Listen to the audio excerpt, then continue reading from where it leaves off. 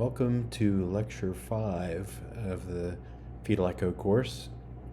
After this lecture, we'll be about halfway done. Alright, let's get rolling. Today we're going to talk about dysrhythmias and cardiomyopathies from chapters 46 and 44 from the 4th edition of Dr. Abuhamad's book. Alright, let's talk about how we do this kind of stuff. Well, a lot of what we do when it comes to fetal dysrhythmias is M mode, also known as motion mode. And the thing that it's useful for is determining the relationships between the atrial and ventricular contractions. According to this, it's not great at precisely determining the onset and peak of contractions. I personally think it's pretty good. But one of the things is that it is limited by fetal position.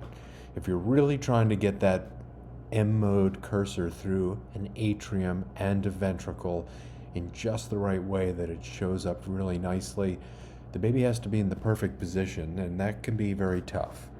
Now, this anatomic N mode that we have talked about in the previous lectures, basically anatomic M mode allows you to take a cine loop that has been saved and then put the cursor where you want it. You didn't have to wait till the baby got in just the right position. And here is a picture of an M mode of a heart in a normal sinus rhythm, and you can see what they try to do is they try to get the cursor to come through the right atrium and the contralateral ventricle. So right atrium, left ventricle. And usually the wall motion of the left ventricle is so dramatic, it's pretty easy to see. The wall motion of the atrium is often not as dramatic. What you try to do is find an part of the right atrium, or the atrium, that just shows up well. You want to make sure that the cursor is going through something that is very clear. And generally that means getting a nice bright white echo that is perpendicular to the cursor. Just make sure that, that part of the right atrial wall or atrial wall that you're going through is very clear. If you pick a fuzzy spot and then you go down to the M mode tracing, you're not going to find it very easily. Now, spectral Dopplers also use, and in fact, Dr. Abuhamad says that it is the current preferred method in addition to M mode. Now, I have to admit that mostly I use M mode and don't use the spectral Doppler as much. But according to Dr. Abuhamad, that is the preferred method. Interestingly, most of all the pictures in the rest of the chapter that he puts in there are all M mode. But just keep in mind that spectral Doppler is the preferred method. Well, one of the things that spectral Doppler does is it allows simultaneous assessment of these signals from the atrial and ventricle contractions. And unlike the M mode, which is, movement of a wall, here we're talking about flow of blood representing an atrial or ventricular contraction. So what you would like, since you're very interested in the relationship between atrial and ventricular contraction, is some situation where you can get both atrial and ventricular signals, flow patterns that represent atrial and ventricular contraction. And these places include the mitral and aortic valves. And as you know, the mitral and aortic valves are very close to each other because of their annulus. Each one is very close to the other. In fact, they're in continuity or fibrous continuity. So if you put it across the mitral, you're going to catch part of the aortic outflow tract. So what you'll find is an atrial event, which is the A wave of the EA mitral inflow, and then you're going to have a ventricular event, which is blood flowing out through the aortic valve during systole. It may not be as far up as the aortic valve. You'll be just catching the aortic outflow below the valve, but either way, it's the same thing. You're catching an ventricular event. Another example is pulmonary artery and vein. There you've got an artery and a vein right next to each other, and that vein has a waveform in it, that S, D, and A, that reflects atrial activity. That comes up over and over again. These veins that are going back to the atria reflect the hemodynamics of the atrium. So the atrial contraction will be reflected in that pulmonary vein waveform. Another example is renal artery and vein. The reason it's good is because you've got an artery and vein basically next to each other, so you can put the gate over both at the same time. And then the other one is superior vena cava and aorta, and I'll try to show that specific view. It's very close to that bicaval view, but you can also catch the aortic outflow. Here's an example of the mitral and aortic valve right next to each other. You can see they put it where it's very close to the outflow and it's across the mitral valve. So there you catch your E and A below the line.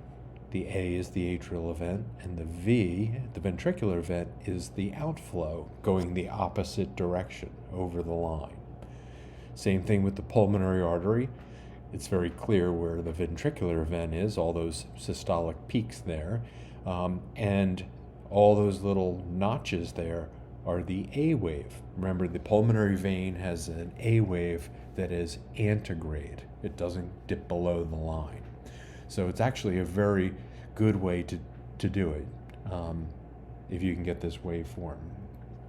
Renal artery and vein, very similar. There's antegrade and A wave, and you can see them pretty clearly and then compare that to the ventricles. So here you can see there's an S, there's a D, and then that little A. So the two peaks and then a little A notch there. And here's that view that you get. You see this view all the time. You're going for the bicaval and you start to catch the SVC, but you also see the aortic outflow tract. See where they put the cursor there? It's over both the SVC and the aorta. So you've got a ventricular event going down, and in this case, since it is a retrograde A wave, the A wave will be below the line. So the stuff that's above the line is the S and the D, and the thing that's below the line is the A. But you can see here pretty clearly atrial events and ventricular events are in a ratio of 1 to 1. All right, since we're talking about dysrhythmias, it makes sense to just discuss the normal rhythm that's seen in the heart and how it's initiated electrically. So there's a little node, a specialized tissue up in the top of the atrium there called the sinoatrial node. And that thing is the pacemaker of the heart. Sinoatrial node, pacemaker of the heart. And what it does is it just sets its rate and it fires and it sends out electrical impulses in all directions. And that gets propagated right across the atrium. So not only do the atrial muscle fibers contract, they pass the current on to the fiber that's next to them. So the whole electrical impulse travels through the atrium. And one of the things, in addition to just atrial muscle fibers, is this other node sitting right at the bottom called the atrioventricular node. So sinoatrial node fires, causes atrial contraction, and stimulates the AV node. And what happens is the AV node kind of holds that impulse just for a little teeny weeny bit and then passes it on. So there is actually a delay there by the AV node.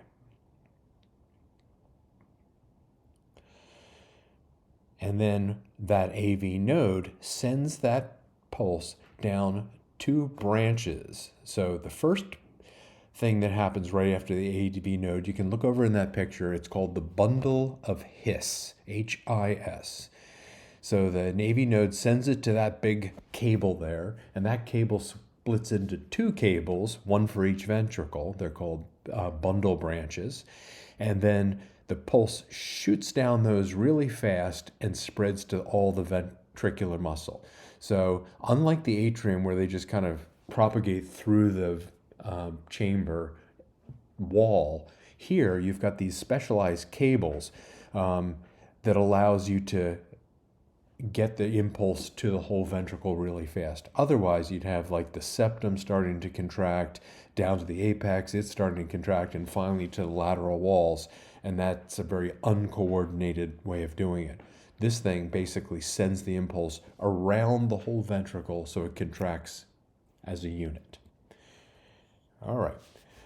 So simply put, you've got a SA node, sinoatrial node, that goes to an AV node that delays it a little bit, and then down the conduction axis.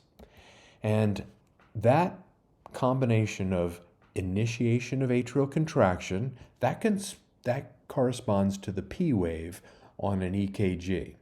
The next thing that happens is the AV node delays a little bit, and the reason it's helpful that it delays it is you want there to be a lub-dub, and the reason is the lub fills up the ventricle, and then the ventricle contracts. If they both contract at the same time, that's not very efficient. You want the atrium to load the ventricle up, and then it goes.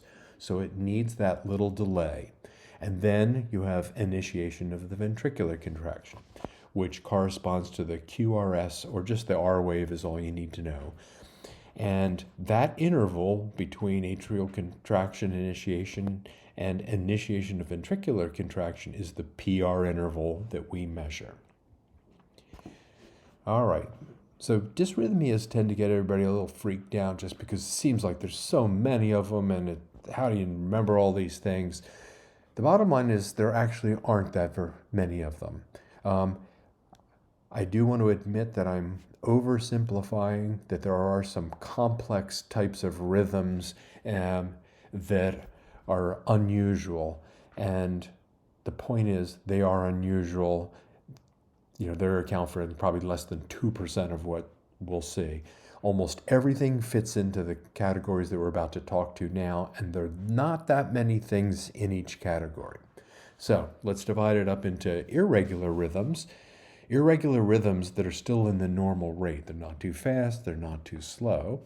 Then there's the bradydysrhythmias, or slow rhythms, fetal tachydysrhythmias, the fast ones.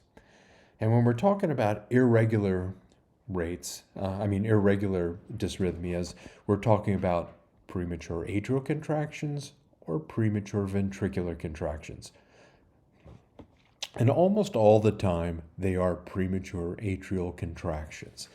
Premature atrial contractions, actually, we don't know why they happen. Occasionally, we'll get a reason, and one of the reasons is if you have a redundant flap of the foramen ovale, also called a foramen ovale flap aneurysm, meaning the flap is so loose that it's actually hitting the far wall of the left atrium.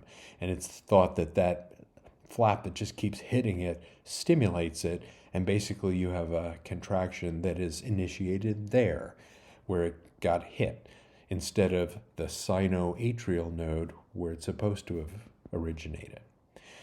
The significance of premature atrial contractions really is that they have a small chance of progressing to a sustained supraventricular tachycardia. Meaning, so this ectopic beat, meaning ectopic means the wrong place. So it's supposed to start in the sinoatrial node, but it started in some little irritable focus somewhere in the atrial wall. And it stimulates the atrium the same way that the sinoatrial node did. It sends out this current, all these cells kind of magnify it and send it on to the next neighboring cell. And in the process, it hits the atrioventricular node, which just holds on to it for a sec and then passes it on. So premature atrial contractions are by far the most common dysrhythmia, and some places in the book it'll say it is the number one reason for people being referred for echoes. I have not found that to be the case. Probably the main reason for being sent for suspected dysrhythmia, but keep that in mind. All right. Well, when it comes to premature atrial contractions, what happens is, normally what happens, the sinoatrial node fires, it goes across the atrium, hits the AV node, delays, and then passes it on to the ventricles. And then there's a refractory period where the ventricle and atria repolarize, meaning they get ready for the next stimulation. So they have to get back to normal before they can do it again. Now, sometimes when a premature atrial contraction occurs, it spreads across the atrium, hits the AV node, but then either the AV node or the ventricles are not ready, so they don't fire. Even though they were stimulated, they don't fire. That is called a blocked PAC. So sometimes the ventricle is ready and that early beat is conducted. So if you're listening with one of those handheld monitors in the office, sometimes it sounds like a dropped beat, boom, boom, boom, boom, boom, or sometimes it sounds like an early beat, like boom, boom, boom, boom, boom, like that. So some are conducted, some are blocked. Now, if you have atrial beats that are so frequent that they are every other beat, it's boom, boom, boom, boom, like that, that's called bigeminy. Every other beat is a PAC. And if every third beat is a PAC, then it's called atrial trigeminy. Now, PVCs are similar to PACs in that they are usually benign. They probably do have a higher association with congenital heart disease. But what's going on is instead of the irritable focus being in the atrium that kicked off the whole thing, the irritable focus is in the ventricle, and that kicks off this early beat. Now, the way you would figure that out is you get your cursor in the right place and you're looking for the relationship between atria and ventricles. And if you have very regular atrial beats, but you have irregular ventricular beats, that's a PVC. And if it's irregular atrial beats, that is a PAC. All right. What's the treatment of irregular beats? Well, most of them just go away on their own. It's been recommended that you stop stimulants like caffeine. Cocoa butters also been reported as causing PACs, or other cardiac stimulants. Some of them are asthma medications like albuterol. Those kind of things can do it. And you stop them if you can. You don't stop them if they need the medication, but stop them if you can. And really what you're doing is you would follow this patient looking for SVT.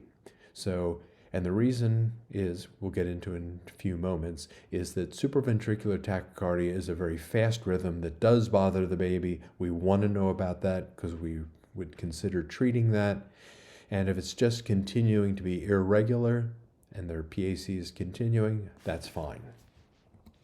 Let's talk Brady dysrhythmias. Now, a couple different definitions. Well, one of them is the current ACOG definition of what bradycardia is, and they use 110 beats per minute as the cutoff. There's this move to start considering the third percentile as the cutoff. That 110 is really actually very low. That's probably the first percentile. So the reason the third percentile is now being talked about a little bit more is because of this thing called the long QT syndrome. And we'll talk about that in just a second. All right, so of the Brady dysrhythmias, well, we just did the first category, which is irregular, and our only two choices were PACs and PVCs, and almost all the time they're PACs. Now we're moving into the second category, which is Brady dysrhythmias, and the things that are in that category are sinus bradycardia, persistent bigeminy or trigeminy, and congenital heart block. Those are the three categories. Now, sinus bradycardia means that every beat is initiated by the sinus node where it's supposed to, but it's way slower than it's supposed to. So you've got the sinus bradycardia doing what it's supposed to do, initiating the beat, making the atrium contract, then it goes to the AV node and then down to the ventricles. And a whole bunch of things can cause sinus bradycardia, including certain antibodies, infection. Keep in mind that viral infection, whether it is Coxsackie virus or even parvovirus or even HIV has been reported to do it. Think of viral infections as possibly causing this. Acidemia is another one. Acidemia basically means the baby's pH is low because typically low oxygen. So in labor and delivery, when babies have lots of decelerations or they're not getting oxygen, eventually their blood gets more acidic, and that acidemia causes a bradycardia. Now, there's some other things which are genetic abnormalities, including something called the long QT syndrome, which are finally getting a lot more attention now that there's a known genetic basis for a lot of these things. So we're going to talk a little bit more about long QT in a moment. And then lastly, drugs can do it. Methadone has been reported to do it. Certainly can lower a baseline down below the third percentile. We're not talking methadone causing a heart rate of 70. We're talking about methadone causing a heart rate of 120, which is below the third percentile. The point about sinus bradycardia is the relationship between the atrium and ventricles is 1-to-1. It just happens to be slow. Now, since fetal acidemia or acute distress can cause this, if you can't get it to resolve by moving the transducer somewhere else, maybe to relieve pressure, sometimes if you're pushing on the maternal abdomen, you can compress the cord between the baby and your transducer. So cord compression can do it. Vagal stimulation, meaning you're pushing on the baby's head, sometimes that makes it go down. If you do your normal thing, which is move the transducer somewhere else and then come back and look at it, then move it somewhere else and then come back and look at it again, if you can't figure that out, if it's not resolving in the next 5 to 10 seconds, you should call to have the doctor come in. Now, it may resolve, but you can't leave it down for a long time while you evaluate. So just call out for someone to go get the doctor, come on in, and maybe it'll come up. And if it doesn't, at least you'll have somebody there to take the next steps. All right, let's talk about long QT syndrome. Now, in the EKG, we said there's the P wave with atrial contraction. Then we said there's the ventricular contraction, which is the QRS complex. And then there's a T wave where the muscle repolarizes. Remember, the muscle has to repolarize or reset before it can be stimulated again. So there can be something called a channelopathy. So all these muscle cells have these little channels that sodium goes in and out of, potassium goes in and out of, and they're all related in propagating this electrical impulse and making the muscle contract. Now, there's these channelopathies, which are these genetic disorders, and 17 genes apparently regulate myocardial repolarization. So you can have a problem with, any one of those and have a problem with this repolarization. So if the repolarization takes a long time, the EKG shows a long distance between the Q wave and the T wave, the repolarization. So that's where the name long QT comes from. And generally, these are autosomal dominant, meaning you only have to have one of them, but they have variable penetrance, meaning they don't affect all individuals. The thing about long QT syndrome is that it has the possibility of degenerating into this dysrhythmia called torsade de pointe, which is a ventricular dysrhythmia, which can degenerate further into ventricular fibrillation. And fibrillation is when the whole muscle is just kind of wiggling like a bag of worms, and it's not contracting as a unit. So it actually doesn't function, doesn't pump any blood. It's just fibrillating. And it's thought that that is the reason for some stillbirths, some cases of sudden infant death syndrome. And just as a side note, it turns out that beta blockers can prevent that. Actually, giving mothers beta blockers can prevent that in fetuses. Now, it's autosomal dominant. The mother may actually have long QT syndrome, and it's got risks of developing bad dysrhythmias, and those seem to rise right around delivery and postpartum. They also seem to have help from beta blockers. It also makes sense in the moms to optimize the electrolytes like magnesium, calcium, and vitamin D. Optimizing all those things seem to help. Now, it's estimated that about 10% of stillbirths and SIDS are caused by long QT syndrome. Now, this next part of this third percentile thing, this is relatively new. The third percentile, meaning there's only 3% of babies that are less than this, is actually a pretty high heartbeat. And it turns out when they look at these babies who have long QT syndrome, they look back and find out that they had heart rates that are pretty low. Now, a bunch of them were in the normal range, but a whole bunch of them were less than the third percentile. You can see in that chart at the right. In fact, if you used 110, which is the cutoff that ACOG uses for bradycardia, only 19% of the babies fell below that line. So that's not a very good way of finding long QT syndrome. So if someone has a family history of syncopal episodes, family history of arrhythmias, or family history of sudden death, these things should all be tip-offs. Now, it's one thing to see that a heart rate is 120 and you think, oh, that's less than the third percentile, and you can see in her prenatals that there's a history of sudden death or stillbirth or SIDS. Then you can start pursuing this a little bit more. I have not figured out how to incorporate this into everyday practice. I don't want you saying, oh, your heart rate's 110, any history of stillbirth or sudden death, because that might not go over well. So I need to figure out how to do that. The point being that long QT syndrome is a cause of sinus bradycardia. And a lot of times when we say the word bradycardia, you're thinking like 70 or 60 or something terrible like that.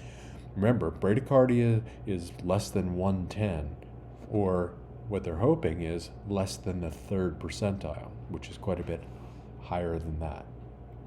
Here's a same look at that same graph here, but what I did was I kind of pointed out the certain milestones that we deal with. So very early on, when we're doing a DFTU, the third percentile is 145, meaning almost every baby should be above 145. By the time we're doing our 19, 20-week detailed, almost every baby should still be over 140. And by the time we do antenatal testing and their due date, you can see that it's about 135 to 130. So whenever we're looking at NSTs, almost all the time it's over that 130. And if it's not, we should be thinking about long QT syndrome probably.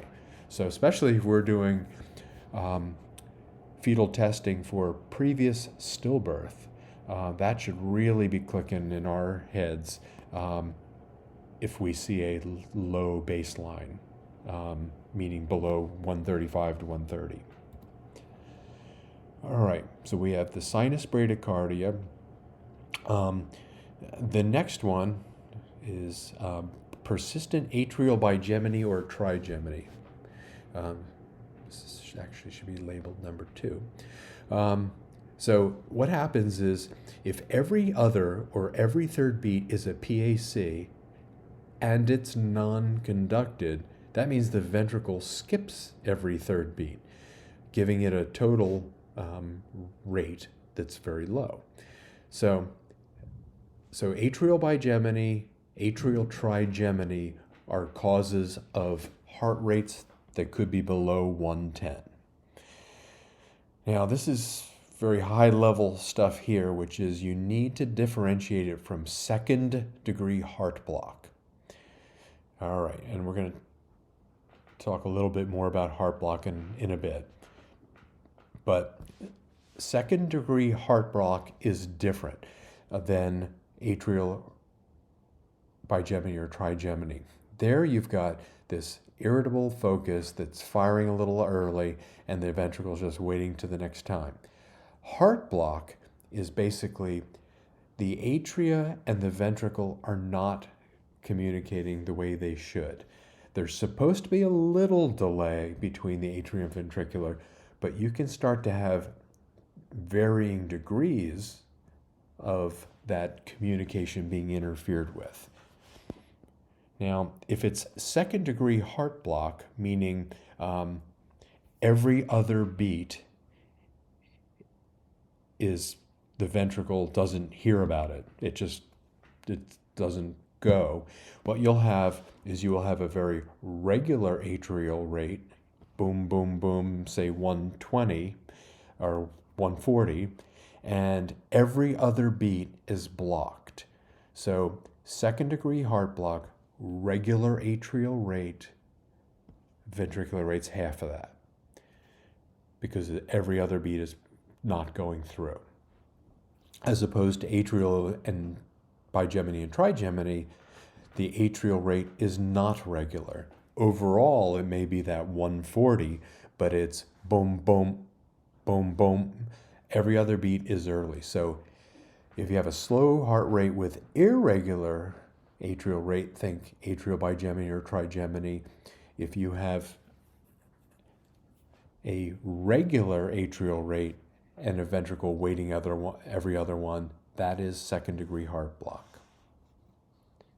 And we'll talk about it later, but the reason it's important, you want to make sure if it's long QT syndrome, it may benefit from beta blockers, and if it's immune, you may benefit from steroids. And we'll talk more about that later. All right. And then the last category of bradycardia, is sinus bradycardia. The next one is bigeminy, trigeminy. And then the third one is congenital heart block, meaning the atria and ventricles are not communicating well. Something's blocking the communication between the two. Now, of the two types of heart block, one is structural and the other one is immune.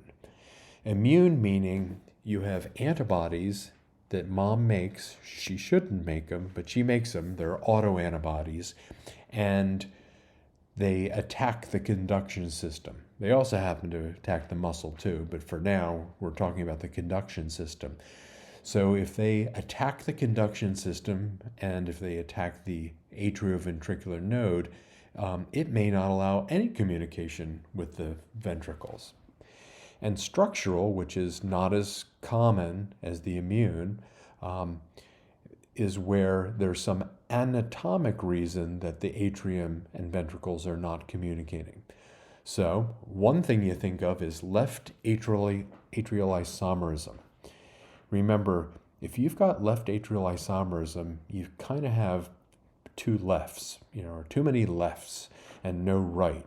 And the right atrium's got the SA node. So if you've got left atrial isomerism, you may have two morphologic left atria that don't contain an SA node. The other thing is, remember, sometimes you lack a right-sided thing with left atrial isomerism, but sometimes you just have a right-sided thing that's not very good. It's faulty. All right, so determining the cause. Well, you would like to know which one it is. Which congenital heart block is this? Another term or abbreviation you might see is CAVB, which is congenital atrioventricular block. They're the same thing. All right, so you want to figure out what the cause is. So if you think that 40% of them are structural, look for structural defects. Particularly look for left atrial isomerism. And ideally, you'd be able to figure that out just by looking at the atrial appendages, but as I said before, that's not very easy. So look for other heart defects that tend to go along with left atrial isomerism, like interrupted IVC. Well, that's a right-sided structure that's messed up. Or you have an extra left-sided thing, like a left superior vena cava. If you see those, you're thinking, okay, this looks like congenital heart disease as causing it, anatomic reason. And if you look carefully and you cannot find a structural problem, check for SSA, the anti-SSA antibody. And of course, you can ask her if she has lupus or some connective tissue disease, but most of the time, these fetuses, when they have heart block, the mom does not have that diagnosis yet.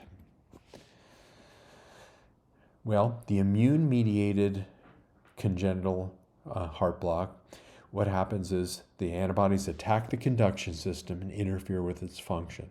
They also attack the myocardium, so they actually inhibit or interfere with myocardial function also. Most of the time, these immune-mediated ones are detected in the middle trimester, between 18 and 25 weeks. In fact, they'll often say, if it hasn't been picked up by 26 or 28 weeks, it's not going to be picked up. All right, so in addition to having this rhythm disturbance, this heart block, they may also have some things that are related to the myocardium itself, the muscle getting affected. So a cardiomyopathy, something called endocardial fibroelastosis, which we will talk more about during the hypoplastic left heart talk. But basically that means just beneath the endocardium, the lining of the heart, is a lot of fibrous tissue instead of contractile muscular tissue. Now, the reason that high drops, darn, I already fixed that. All right, the reason that this can result in high drops is the cardiac output, how much output this little baby's heart does, is basically dependent on two things, stroke volume and heart rate. So the stroke volume is the ventricle fills up with blood and then pumps that much out. So the amount of blood that ventricle pushed out is called the stroke volume, and how many times and how fast you do it determines the cardiac output. So the heart rate, the faster the heart goes, the higher the cardiac output. And in general, that's the way it works with these equations. If you see something equals something, well, unless there's a fraction on the other side, it means the stroke volume goes up, the cardiac output goes up. If the heart rate goes up, the cardiac output goes up. Now, if the pump muscle fails because the heart rate is way too low, well, fluid starts collecting in different places and it starts to fail. All right.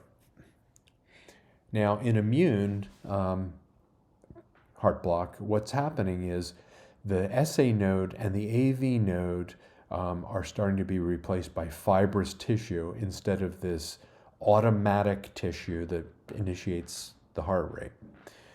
And if you basically interfere with the SA node and the AV node, well, remember that SA node was the initiation of atrial contraction, the AV node delayed it, and then the conduction axis shot it down the ventricles for initiation of ventricular contraction.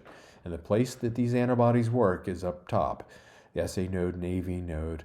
And basically, if it interferes with function at that level, it will lengthen the PR interval. And that's why we look for them in people with SSA. We do these PR intervals to see what's going on with the SA node and AV node. Now, with structural heart block, the problem is generally after the AV node. The AV node is not connecting with the conduction axis, that cable bundle of His and the two bundle branches.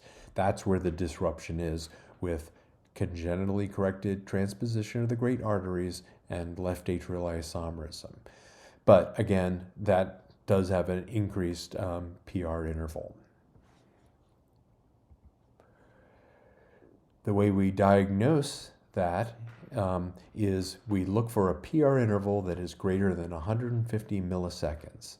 That's how you diagnose first-degree heart block. So, to review the heart blocks, first degree means the time between the P, atrial contraction, and the ventricular contraction is long. The atrioventricular ratio is still 1:1. It's just that there's a longer time between the A and the V. Well, you can step that up to a higher degree of heart block. There's something called second degree Wenckebach, which is basically the PR interval gets longer every single beat until it gets so long that it drops out altogether. That's called Wenckebach. It's a type of second degree block. And then there's another one, Mobitz, which is second degree block, meaning the AV conduction is interrupted so that you get a 2-to-1 block. So for every atrial beat, every 2 beats atrium, there's only 1 ventricular beat. And remember, the atrial rate is regular. It's just that every other one is dropped by the ventricle. And then there's third degree, also called complete heart block, is where there's complete atrioventricular dissociation. The atrial rate's just cruising along at its own rate, and then the ventricle doesn't get any notification by the atrium that it's supposed to contract. It's never told to contract. And when that happens, the ventricle goes to a default called the idioventricular rate. All you need to know is that if the ventricle's never stimulated, it still will beat. It will go at around, in adults it may be 70 to 80, in a fetus it could be 60 to 70. But when there's third degree block, that means it is such a high degree block that there's no communication and the atrium and ventricular are completely independent of each other. All right, now how we follow these people with potential heart block and how we follow those who have heart block, I'll have to tell you, the whole treatment and monitoring systems are controversial. And the reason they're controversial, I think it's worth knowing these facts, are, well, one, most of the time first degree block doesn't progress to complete.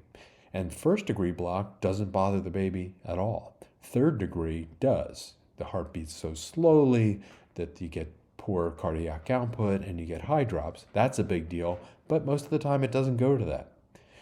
The other thing is when it does go to third degree, there often is not any detection by us of first or second degree heart block. So that's important too. If you're saying that these bad ones, actually there was no warning and you're talking about initiating a strategy where you look for the warning signs. In fact, it's very rapid. You can go be sinus rhythm to third degree block in a week. Well, all those limitations or facts make it very controversial of what you're supposed to do. Some people believe that you need to have the patient monitor at home twice daily because it can progress that fast. They need to be checking on that. I don't think that's a universal recommendation, but it has been proposed. And the treatment itself is very controversial. And a couple facts here that you need to know is that the treatment, whether it's with dexamethasone, which is a steroid, or an immune globulin, you're given intravenous dose of these antibodies to prevent the mom from making more of her own, it doesn't seem to reverse anything. It may slow the progression of first degree to second degree, and it may slow the cardiomyopathy part, the dysfunction of the heart muscle. There it may actually show some promise. Because again, what's going on with heart block that's immune is you've attacked the conduction system, so it's going slowly. A slow heart rate means decreased cardiac output. But if you also attack the pump with a cardiomyopathy, you're attacking the muscle, now you're interfering with the stroke volume also. So if you decrease the heart rate and decrease the stroke volume, you really get into trouble, which is why the idea of treating the cardiomyopathy part, even if you haven't fixed the rate problem, you may be improving the cardiomyopathy part. That's why it's considered a potential treatment. All right, time to shift gears to tachydysrhythmias or sustained heart rates that are over 180. Certainly babies have accelerations over 180 all the time, but if you have a sustained elevation, that's a tachydysrhythmia. All right, well, what are the choices? Well, one of them is sinus tachycardia. And again, it's called sinus because it was initiated by the sinus node or sinoatrial node, same thing.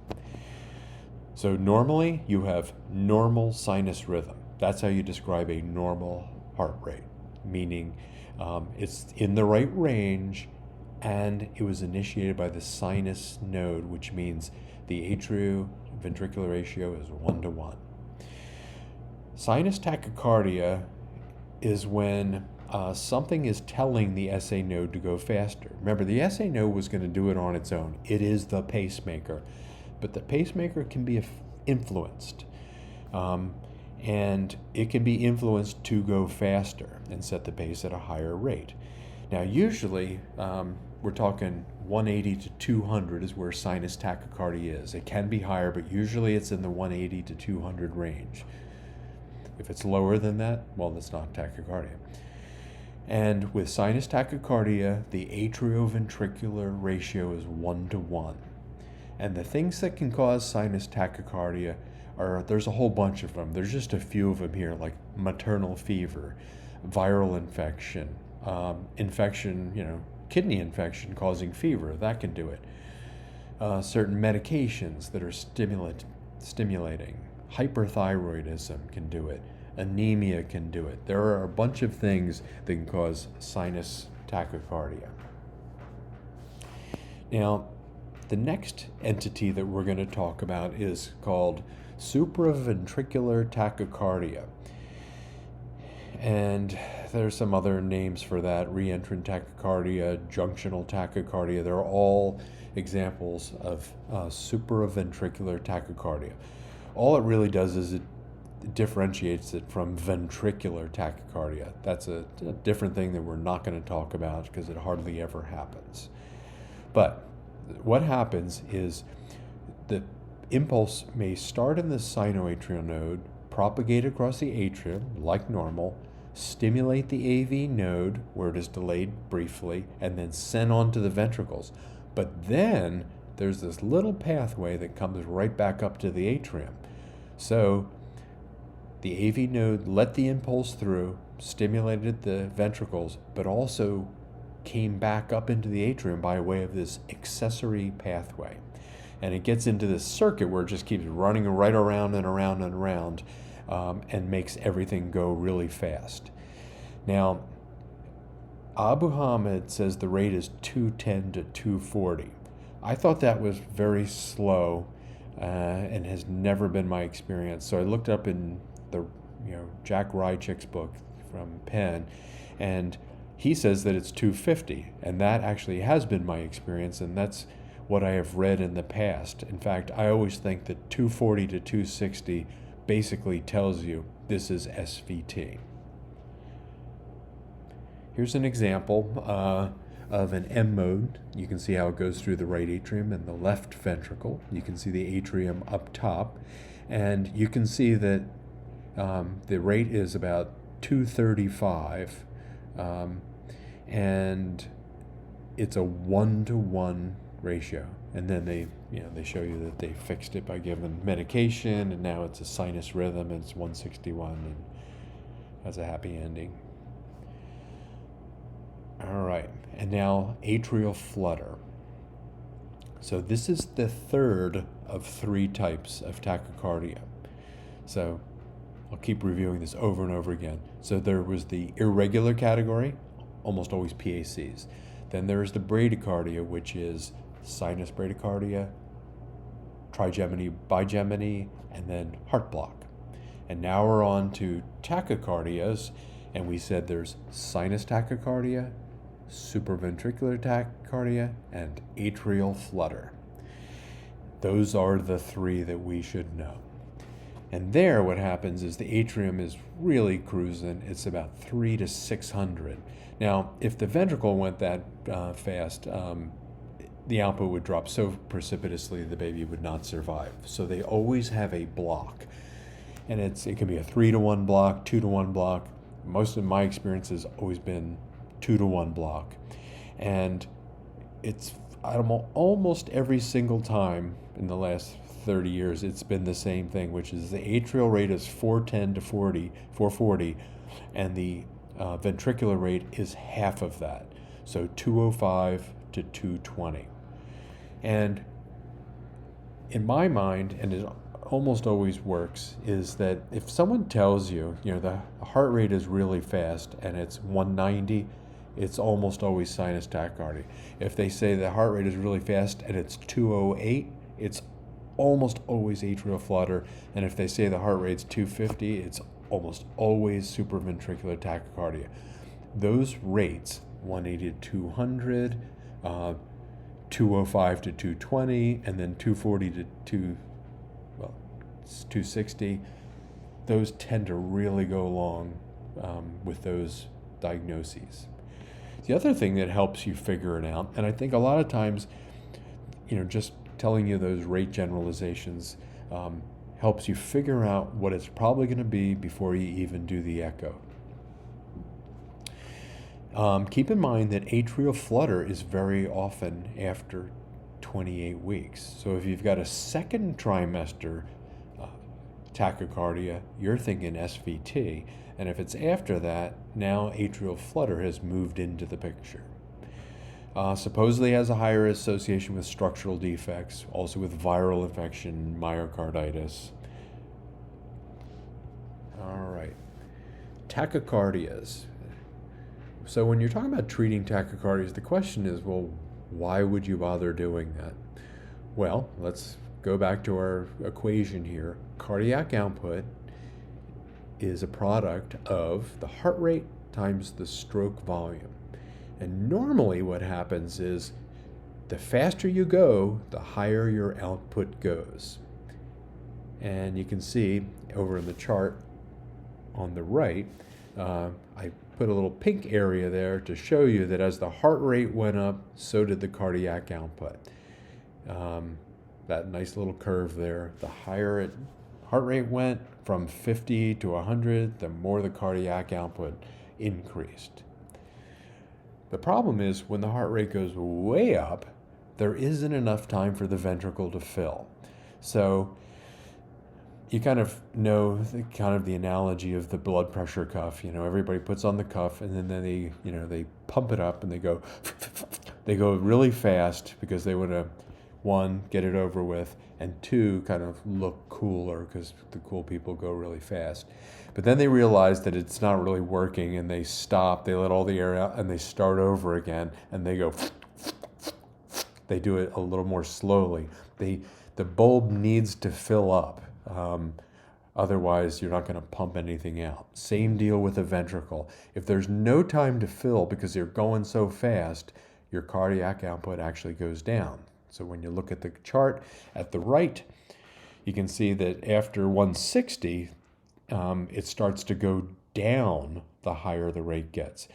Now you can see it's starting to go down at 150 already, but it doesn't go down very much between 150 and 180. It's pretty much the same.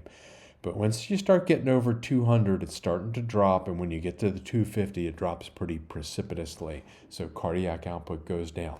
So that's why we need to at least think about treating these tachydysrhythmias, because the cardiac output can go down, and when that happens, the pump is not doing its job. That means the venous blood that's coming back to the heart meets this increased pressure. There's a backup. And what happens is if you have a backup and the pressure in the venous side goes up, it prevents the normal drainage of extracellular fluid. Normally that's produced all the time, but your venous system gets rid of it. But if you don't get rid of it, because there's a big backup back at the pump, well, then you're going to start getting effusions, pericardial, pleural, ascites, and skin edema also. Unfortunately, effusions, like pleural effusions, pericardial effusions, interfere with the pump function even more. So you already had a problem with cardiac output, and now you're making it even worse with these effusions. Well, low cardiac output causes poor perfusion. If you're not pumping out a lot of nice new blood, the places that are accepting blood aren't getting much oxygen. So the places it's pumping are the placenta. Well, if not much is going to the placenta, it's not much is getting reoxygenated. And other places in the baby's body are very critical, like the coronary arteries. So if you don't get a lot of oxygenated blood pumping to them, well, the pump fails even further, and you get this downward spiral and cause hydrops and fetal death. I don't think you have to know much about treatment other than, there are drugs that are used for treatment. The reason we kind of spend a lot of time thinking about whether to treat them or not is that all anti-dysrhythmic drugs have some pro-dysrhythmic potential. So they can make a rhythm problem worse. And not only in the baby, they can cause a rhythm problem in the mother. So you have a mother who is just fine until you went and gave her digoxin or sotalol or amiodarone, and now she's got some dysrhythmia that could be potentially very dangerous. So knowing that there's risk in treating, when it comes to treating dysrhythmias, you can't just say, well, it's worth a try, it can't hurt. Well, actually it can hurt, so you have to be very careful about that. And so if there are a couple things where you wouldn't even consider it, and one of them is if it's intermittent, less than 50% of the time, and the other is full term. There's no real advantage of even trying at that point. You should just deliver. Now, this intermittent thing, the reason for that is that when a baby's heart goes out of the fast rhythm of 260 and back into a rhythm of 140, the heart regains its efficiency and is able to pump all that fluid that's been backing up on the venous side in effusions and skin edema and all that stuff. And what's really surprising is it doesn't take very long for that to happen. So even with way less than 50% of the time spent in normal sinus rhythm, babies usually do fine. They can be a 260 for 4 hours and then spend 20 minutes in the normal sinus rhythm, and they don't get hydropic. It doesn't take that much time out of that rhythm. So, but you're definitely thinking about doing it for the babies who are incessant or unending dysrhythmias. You don't have to know this, but digoxin and sotalol are typically the first and second line drugs used by a lot of people, including Abuhamad and Rychik. Flecainide and amiodarone are third line drugs. And now, to kind of summarize, even though I think you can kind of make the guess without even seeing the patient and be right almost all the time, you still got to do it. So what you want to do is you want to determine the atrial rate and its regularity. So you figure that out either using the spectral Doppler on something that shows an atrial rate, or you use your M mode, and you want the rate and you want to know whether it is regular or it is not regular. Same thing with the ventricular rate and regularity. And then lastly, you want to know the relationship to each other. So, so knowing that knowing the atrial rate, knowing the ventricular rate, you really need to know how they're related to each other. And it's the same approach for the Brady dysrhythmias. Atrial rate and regularity, ventricular rate and regularity, and their relationship to each other. And here's a little summary chart at the end here. And tachydysrhythmias, you can see that there's sinus tachycardia, supraventricular tachycardia, and atrial flutter. And then over on the right there, you've got ventricular tachycardia and atrial fibrillation, which are, I'm going to say, you don't have to know those. They occur very infrequently. I don't think you'll be tested on it. In fact, I don't think I've ever made those diagnoses, ventricular tachycardia or atrial fibrillation. Doesn't mean the baby didn't have it, just means I didn't figure that out. Almost all the time, it's those other three: sinus tach, supraventricular tach, and atrial flutter with block. All right. So again, just knowing that there aren't that many choices is very helpful. Same way with the Brady dysrhythmias. It's good to know what the choices are. Again, there's the sinus bradycardia, there's heart block, and then there's bi and trigeminy. Those are your choices.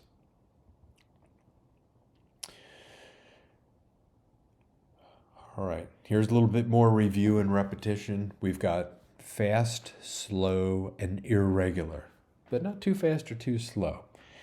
And again, we'll review some generalizations just to do some repetition here. Now, these are generalization, and you still have to do the echo. So I think most of the time these are correct, but you still have to go ahead and do it because they're not always correct. So go ahead and do the echo, and you know how to do it now. Atrial rate and regularity, ventricular rate and regularity, and their relationship to each other. Still have to do that part. But for the fast ones, you kind of know that sinus tach is in the 180 to 200 range, the flutter with block is in the 200 to 220, and the SVT is in the 220 to 260. And I don't think I've ever encountered anything outside of those generalizations right there. So you kind of know that going into it. The next thing is you need to know their relationship to each other. So for sinus tachycardia, 1-to-1. Flutter with block, kind of easy to remember, there's a block, so it's 2-to-1. And then for supraventricular tachycardia, we're back to 1-to-1. All right, how about the slow ones? Sinus bradycardia, its atrioventricular ratio is 1-to-1. If it is complete heart block, there is no AV relation at all. You've got an atrium that's cooking along at 140, and you have a ventricle that's cooking along at 60. And then bi or trigeminy, you've got a PAC every other or every third. All right, we're going to do a little bit of cardiomyopathies and wrap this up. All right, cardiomyopathies. Now we're talking about the heart muscle. Most of the time, cardiomyopathies are not associated with other structural anomalies, but they certainly can be. Epstein's anomaly has it. Hypoplastic left heart has it. Actually, it's not typically associated with them, but they do cause damage to heart muscles, and we'll talk about them when we get to there. When you have a cardiomyopathy, where the muscle is affected and it's not contracting the way it should, it can affect the left, the right, or even both. And that includes the interventricular septum as well. Now, the types of cardiomyopathies. There are dilated cardiomyopathies, hypertrophic, restrictive, non-compaction, and then arrhythmogenic. Arrhythmogenic is usually first seen in teenagers, not babies or fetuses, so we're not going to talk about that. So we have 4 categories that we need to be familiar with. Let's start with dilated cardiomyopathy. Well, actually, a lot of them are idiopathic. We just don't know why. But now that we've got this it's whole exome sequencing,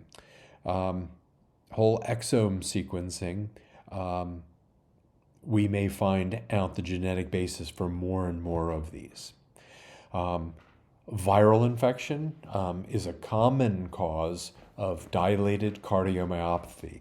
The muscle gets affected and it's just big and all stretched out, and you should think about viral infection, particularly if you see other findings that happen to go along with viral infection, like ventriculomegaly, multiple echogenic liver foci. If you've got parvovirus with elevated MCA velocities, those things go along with it. So whenever there is a in utero viral infection, other things can do it. HIV can do it, herpes can do it, cytomegalovirus can do it. Just remember that cardiomyopathies are a very common manifestation of viral infection. So you get a viral infection, you're actually more likely to see a cardiomyopathy than you are to see dilated ventricles in the baby's head. All right, well, if you have anemia, say from isoimmunization, anti-Cal, anti-D, they are typically dilated cardiomyopathies. You can also see it with heart block. Heart block, again, the antibodies attack the conduction system, but they also attack the muscle itself.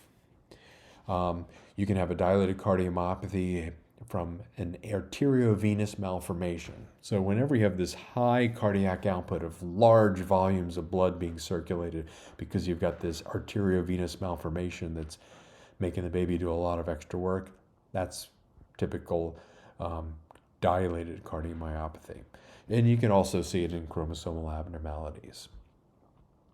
Here's some pictures of dilated cardiomyopathies. And basically what you're seeing is you're seeing an enlarged heart. We have charts to show you whether the heart size is big, but you kind of know that the heart circumference compared to the thoracic circumference is usually about 50%. So if it's bigger than that, you're thinking, okay, this is a big heart. And if the chambers, which we measure, there's Z-scores for that, if you have a dilated chamber size, that is a dilated cardiomyopathy. And here's an example with a viral infection on the left, Coxsackie virus.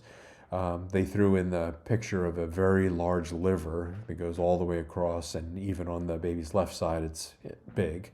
And it's a very large heart with large chambers. The one on the right is a parvovirus infection that, well, one, there's a virus, but it's anemia is the mechanism by which this heart gets big and dilated. The next are hypertrophic cardiomyopathies, where the heart is enlarged, but now it has thickened walls instead of thin walls and big chamber sizes or big lumens. You have thick walls and small lumens, or chamber size. Many of these are idiopathic. Some of them are from glycogen storage disease, these genetic problems. But the number one cause, as you're probably aware, is maternal diabetes.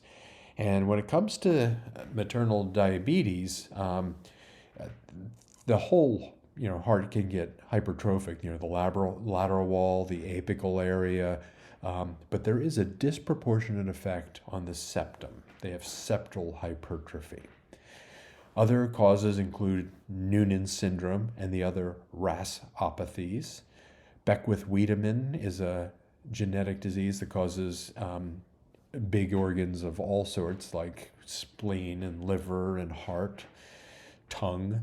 Twin-to-twin transfusion recipients can have hypertrophic cardiomyopathies from having to work so hard.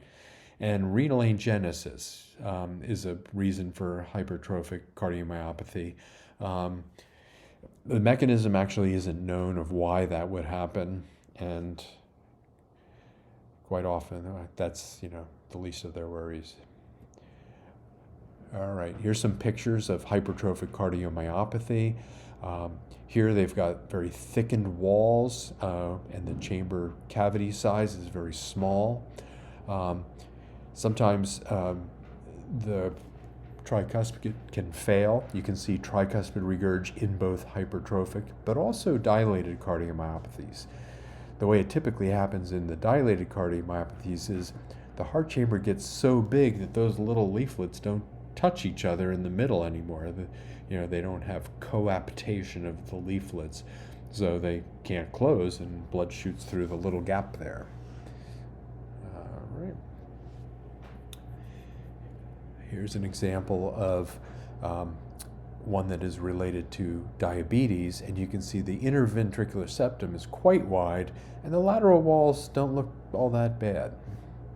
And then the one over on the right is not a renal agenesis, it's a polycystic kidneys, but yeah, a thickened heart walls too. Here we've got Beckwith-Wiedemann, we've got Noonan syndrome. Noonan syndrome, interestingly, is known for the apical regions and the lateral walls, and you can see in the picture there, that's what they've got. They've got a little arrow on the septum, and they've got an arrow in the lateral walls.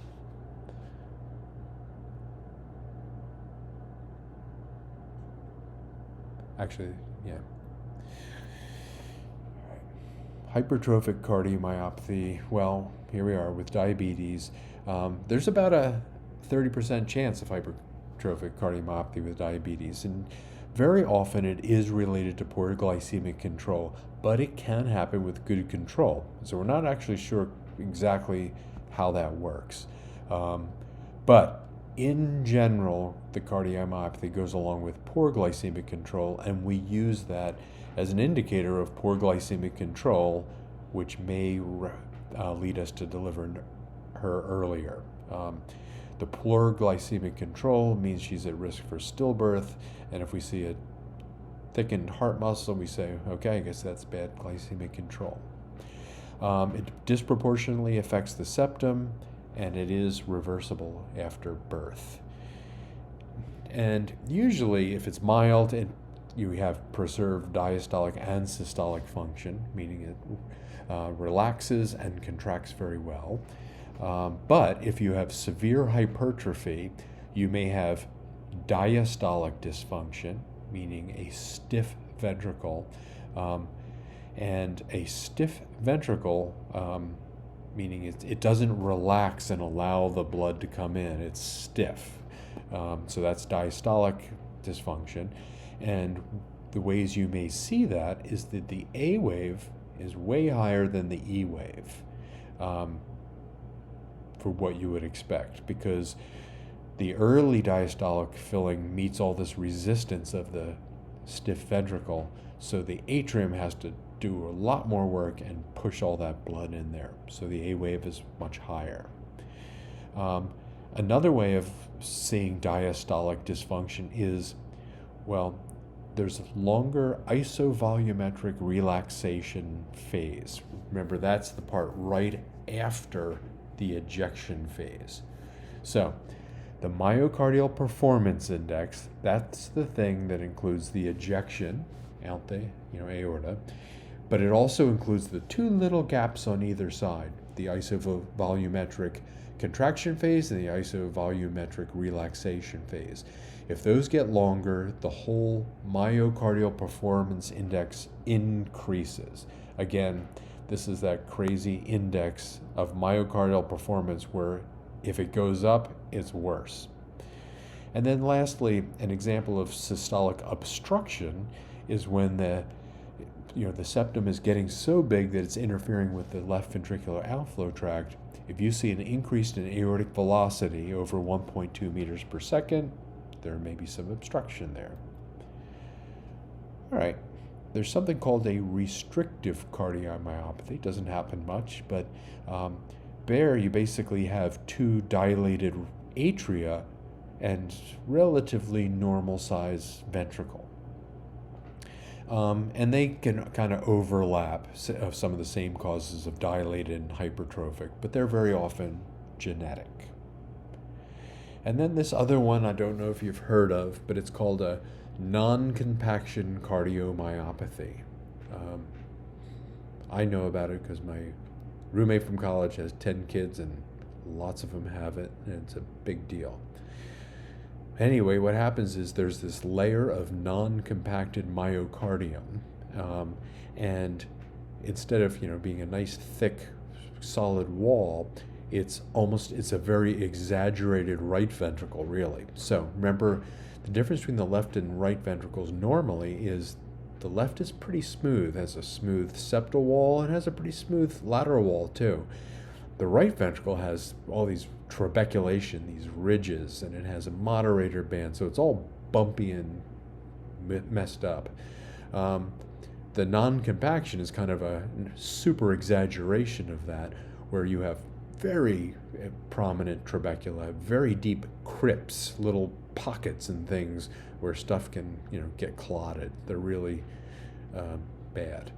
And these tend to be either idiopathic or genetic. They're probably all genetic. We just haven't figured out all of them yet. And they have a higher incidence of dysrhythmias too. All right. So when we're talking cardiomyopathies, generally we're talking about an enlarged heart.